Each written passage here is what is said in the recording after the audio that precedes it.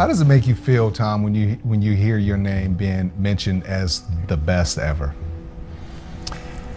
I don't think I like it very much, truthfully. I don't think it's almost more uncomfortable for me because I never see myself like that, and I've always been underdog. How do you view yourself? Because you remember before, back in 2003, you told me while we're sitting down having lunch, I'm a 6th-round pick, draft choice. Yeah. That's your approach. I still feel that way. I mean, I was a backup quarterback on an 0-8 freshman high school team. I didn't even play.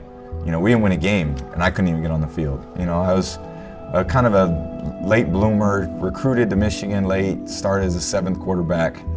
Had to work really hard to even play. Thought, oh man, I'll be in pro football. Got drafted in the 6th round. No one thought I'd make the team. So that drives you. Yeah, it still does. I mean, I think now it's like, wait a minute, now you guys want me to stop playing? No, this is when I'm having fun. Now is the time where I get to do, really enjoy it. I always had a lot of belief in myself, and I always tell a lot of young quarterbacks, you don't believe in yourself, why do you think those guys who are looking at you are going to believe in you? When you step in that huddle, they better look at you and go, man, that guy's ready to get the job done. Because if they don't see that, then they're going to start questioning, oh my God, I don't think that guy can get the job done. So you got to believe in what who you are, what you do, what you bring to the team. And then if you do that, they're going to feed off that as well. Do you ever sit back and just really appreciate kind of what you've accomplished in your life? I mean, do you ever sit back and just say, you know what, I did okay for myself? No, I don't, unfortunately. Do you take that as a weakness, being a weakness? I feel like I'm still, if it's a marathon and there's 26 miles in the marathon, I don't think at mile, 21. What mile are you at right now? I think 21, 22. I think if I'm in mile 21, you're not going, man, that was a great 21 miles I ran, You're still thinking like, I still got 4 or 5 miles to go, and I got to make those my best miles. And if I don't, I'm letting myself down. Why shouldn't I? I've got, I know what to do. I know my players. I know the offense. I feel good. Why shouldn't these be great games? So I think it's probably more frustrating. I think managing frustration is probably harder for me now than it was when I was younger, because when you're younger, you maybe accept at a lower standard. I think as you get older, you realize you've seen the best. I played with Hall of Famers. I played against Hall of Famers.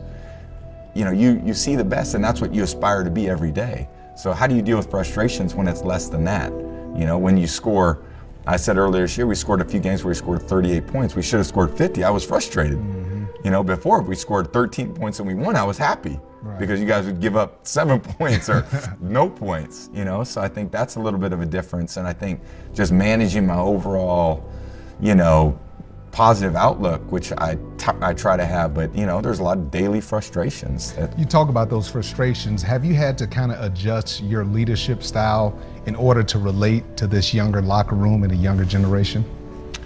I feel like I do that naturally. I feel like I have a great camaraderie with the guys I play with. The guys I used to play with, I still do, because I genuinely care about the guys that I play with. I mean, I care about the guys that I played with. The guys that are in the locker room, I'm trying to help them, reach their potential in their career. If I can help them in any way, that's a great benefit to me. I had you to look up to. I had Willie to look up to. I had Teddy to look up to. I had Drew Bledsoe to look up to. Lawyer Malloy, all the great players that I saw. And I was lucky to play with those guys. Now they're looking at me in the same way. So what can I do to help them? What advice can I give them? How can I sit down with them and help them be a better player? And I think that's... Now the one thing that I see, you don't hesitate to yell and scream. I mean, whether you're yelling and screaming kind of out in the wind, or whether you're yelling and screaming at one of your guys. I mean, do the young guys take to that? Yeah, absolutely. I mean, I think by the way, you yelled a lot too, so I did. I think that there's a purpose to that too, And but it's a different time too, Tom. Back when I was yelling at guys, we were older. We had a lot of veteran players. Yeah. And the young generations, they're a lot different now. They're a little bit more sensitive.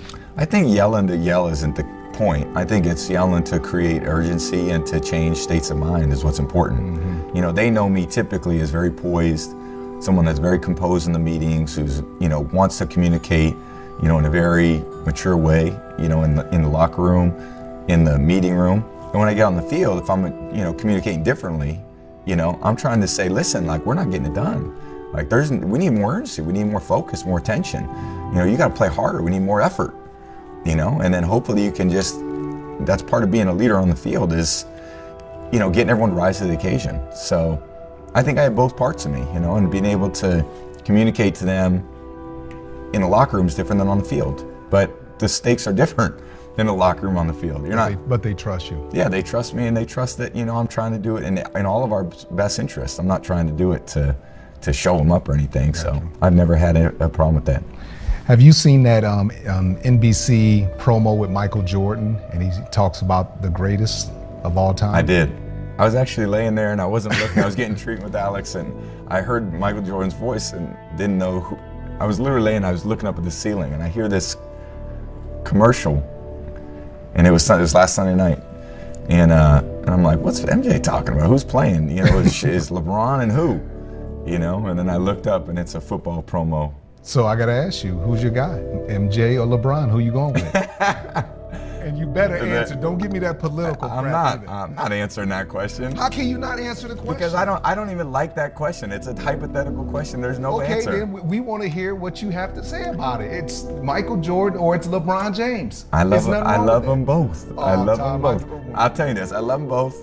And you know what? I think that's the right answer. Because how could you choose one? They're different. They compete differently. Are you saying a game on one-on-one? Like, that's not fair. All right, 10 seconds left. You're down by 1. Who you giving the ball to? Michael Jordan or LeBron? Because I know if it's football, who I'm giving it to, I'm giving it to number 12. Who you giving it to? Well, Joe Montana was pretty amazing at that too. I'm giving it to you. Who are you giving it to? I don't know. You're going to answer that question. It might not be on camera. Who's ever got the most open shot? I know.